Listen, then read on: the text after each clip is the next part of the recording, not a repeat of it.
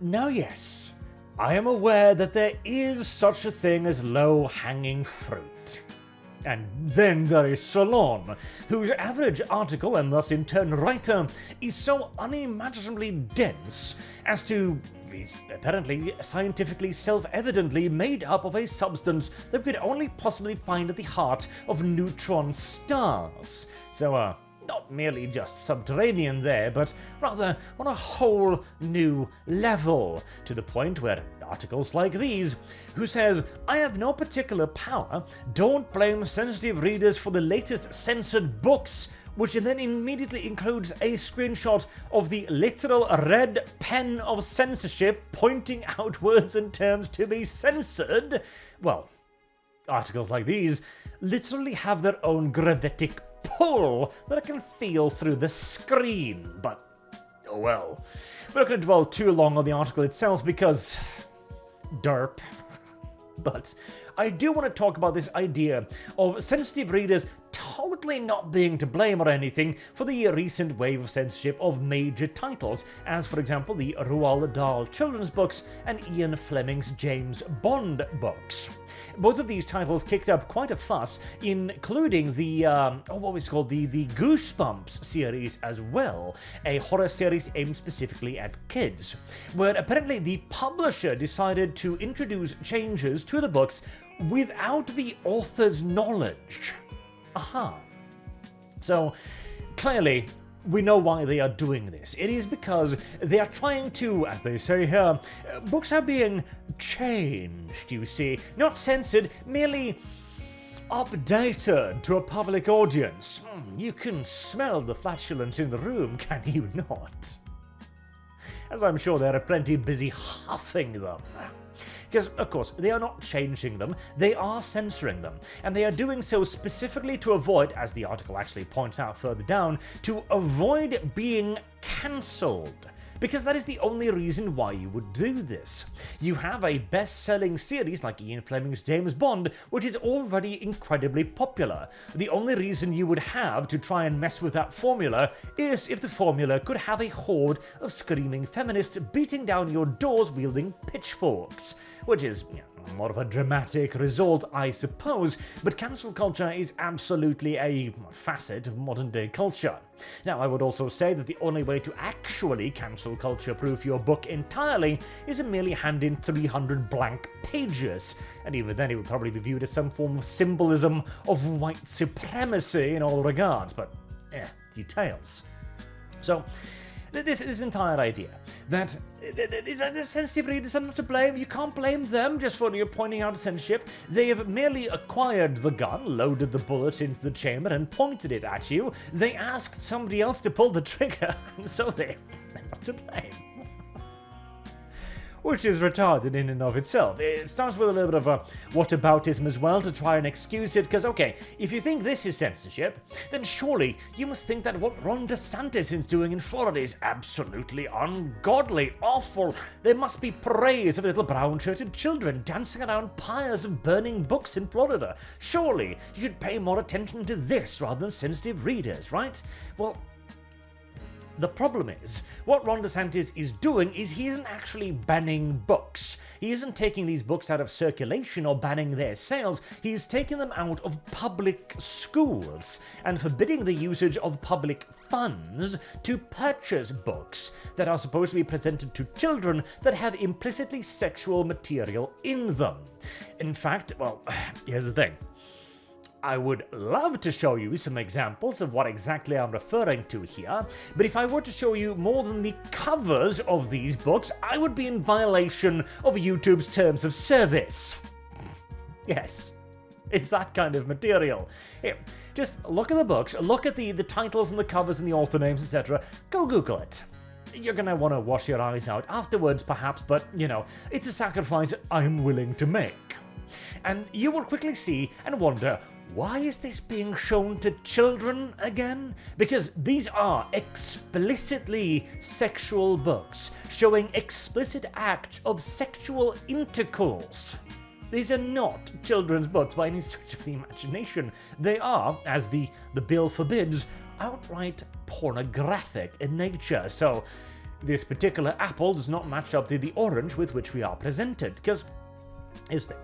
The argument rests on the idea that it is the author and the publisher that eventually makes the decision to censor the work. Okay, fair enough, but they would never actually censor them if it weren't for the fact that sensitive readers existed in the first place.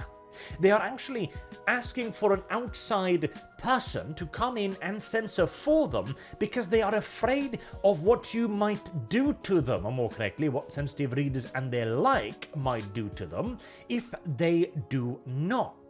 Because it could straight up kill an entire book run, and for the silliest of reasons as well.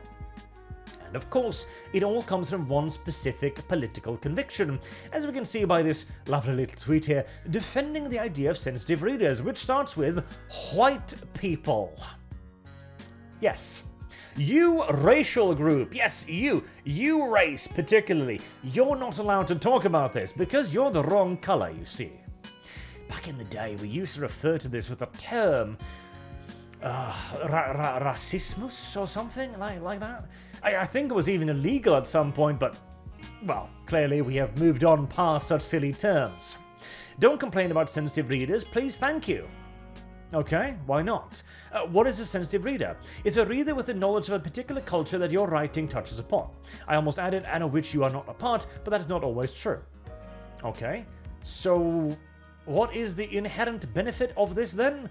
Well, not a whole lot, unless it is specifically to, well, avoid offense, as they also talk about in the article here, to avoid outrage, because that is the entire thing. So the motivation behind hiring a sensitive reader is not to improve upon your work, you do it out of fear of a consequence.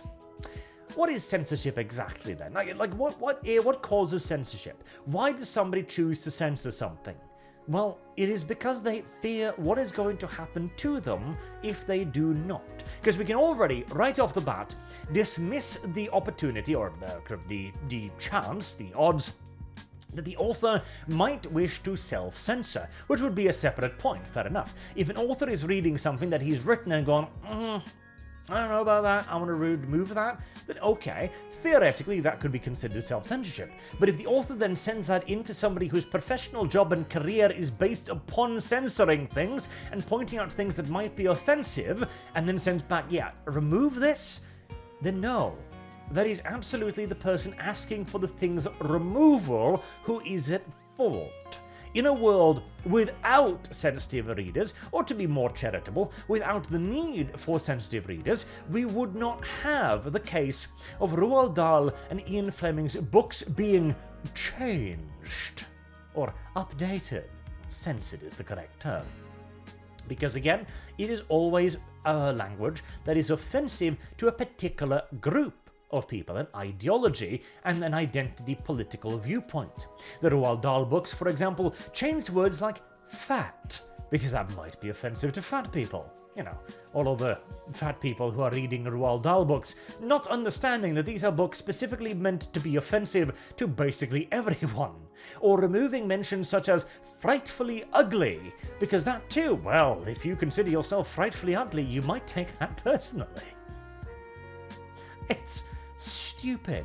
And these are only the more overtly offensive changes, whereas some of the other ones are just actually ridiculous, like references to a female having a job as a nurse, I think, or a janitor. Instead, they are scientists and astronauts and such other bullshit. Again, this all comes from one particular point of view. And if you are censoring things specifically for a political ideological persuasion, then yes, you are the censor. You can argue all you want that the person asking you for you to do this could potentially reject your changes, but when there is a, well, theoretical at least, gun to their head, what are their options really? Think of it. Making a book is a major goddamn undertaking. It takes hundreds, if not thousands of man-hours to write the damn thing.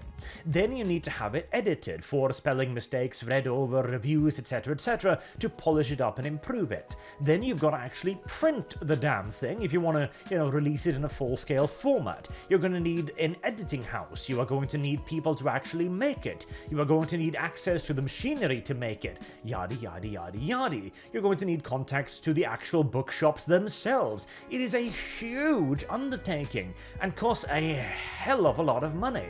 And so, you don't want all of this investment to simply go poof because you happened to invariably, I suppose is the correct term actually now that I think about it, offend someone out there with access to a Twitter account and the niggling urge to make somebody else's day miserable. No. The censorship itself only has power so long as censors exist. So long as there is actually something to censor for a reason. You cannot excuse the sensitive readers.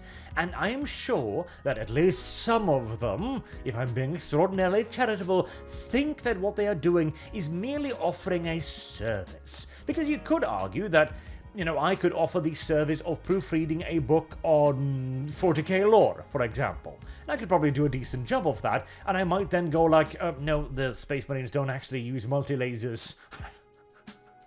Which, to be fair, is something that GW has actually printed at one occasion, or the Eldar abandoning their own vehicles to steal Imperial Lehman Russes that they considered superior, and so on and so on.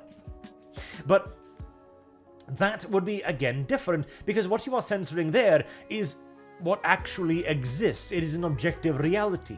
If you're proofreading your books for spelling mistakes, for example, that is not the same as making sure that you don't offend certain sensitive groups in that book. If you're checking it whether or not you've got the rules of thermodynamics down correctly, that again is also not comparable to a political commissar reading through your book with a nice little red pen, and God, I love the fact that they chose that too. It's just like, yes, we know what we're doing, but we kinda need to try and at least pretend as if what we're doing is the right thing, And this is only the first step on the road, isn't it? Because first is it, oh no, we're totally not censoring. And then it's like, well, okay, maybe we're censoring, but it's not actually a bad thing to, actually, this was a positive thing. In fact, I do actually believe that I saw an article along those lines as well, saying that yes, everyone loves censorship, even you. I feel like I'm starting to go into orbit around all of these supermassive bodies surrounding me, but oh well. So yes, sensitive readers are censors, and you cannot get around it, no matter how much you might try. And no, striking someone, removing their stuff, rewriting their work, and then going, why are you being so mean to me? Is not a very nice thing to do either, just to point that out as well. Till next time, I've been Arch. Thank you all very much for watching, and I hope to see you all again soon. Have a good day.